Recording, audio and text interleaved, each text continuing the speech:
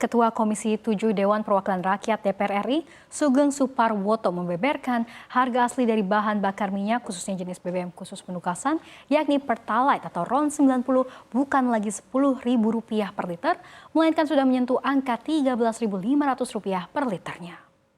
Sugeng menjabarkan selisih harga antara harga jual dengan harga asli Pertalite itu sendiri dinilai bisa menjadi beban bagi korporasi apabila penyaluran BBM Pertalite melebihi kuota yang telah ditentukan oleh pemerintah, yakni melebihi 31 juta kiloliter tahun ini.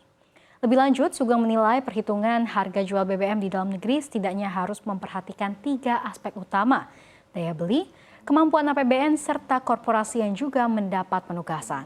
Dalam hal ini adalah Pertamina.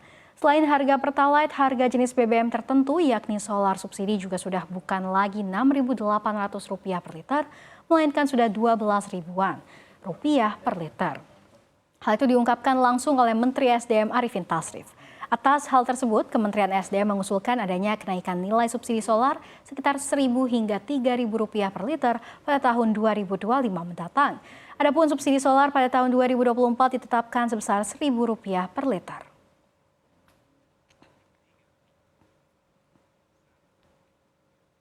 Kekerasan berujung maut pecah di Kenya Selasa waktu setempat. Demonstrasi berubah menjadi mematikan karena usulan kenaikan pajak dari pemerintah yang digodok oleh parlemen membuat marah massa.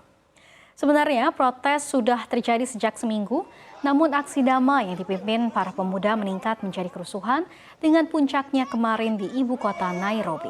Massa dilaporkan lemparkan batu ke arah polisi saat berusaha menyerbu halaman DPR setempat. Mereka mencoba menerobos barikade dan memasuki halaman parlemen.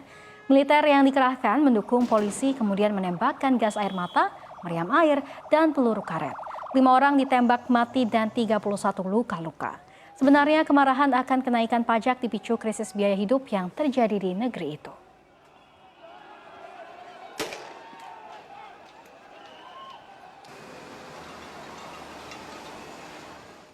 Berita terpopuler selanjutnya di cnbcindonesia.com, di mana Dewan Pimpinan Tingkat Pusat DPTP Partai Keadilan Sejahtera PKS telah memutuskan mengusung pasangan Anies Rashid Baswedan sebagai bakal calon gubernur dan Muhammad Sohibul Iman sebagai bakal calon wakil gubernur pada pemilihan gubernur dan wakil gubernur daerah khusus Jakarta 2024.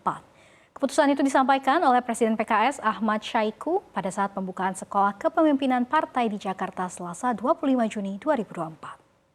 Syaiqo menyebutkan nama-nama yang ada kemungkinan kemudian dibahas dalam rapat DPTP dengan mempertimbangkan calon yang memiliki rekam jejak pengalaman kepemimpinan baik di eksekutif maupun legislatif, memiliki kredibilitas dan kapasitas serta peluang menang yang besar.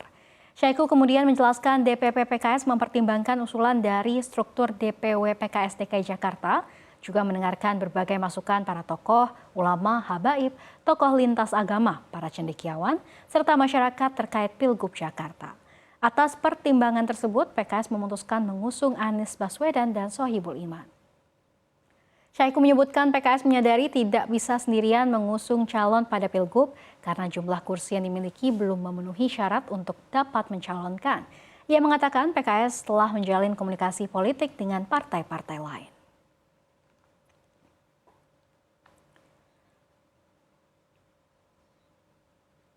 Beralih ke berita terpopuler terakhir dari cnbcindonesia.com, sejumlah karyawan dari Bank Wells Fargo dipecat bulan lalu. Penyebabnya mereka ketahuan berpura-pura kerja dengan menggunakan keyboard palsu. Bank telah melakukan penyelidikan terkait tuduhan karyawan yang pura-pura bekerja. Dari tinjauan itu, akhirnya keputusan pemecatan dilakukan. Seorang juru bicara angkat bicara soal laporan ini. Menurutnya perusahaan tidak bisa mentoleransi perilaku tidak etis dari karyawan tersebut. Alat seperti mouse jigglers bisa digunakan untuk membuat mouse seperti bergerak.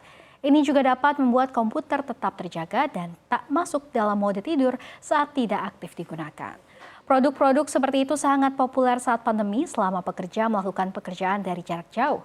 Dengan alat tersebut membuat mereka bisa berpura-pura bekerja tanpa diawasi bos secara langsung.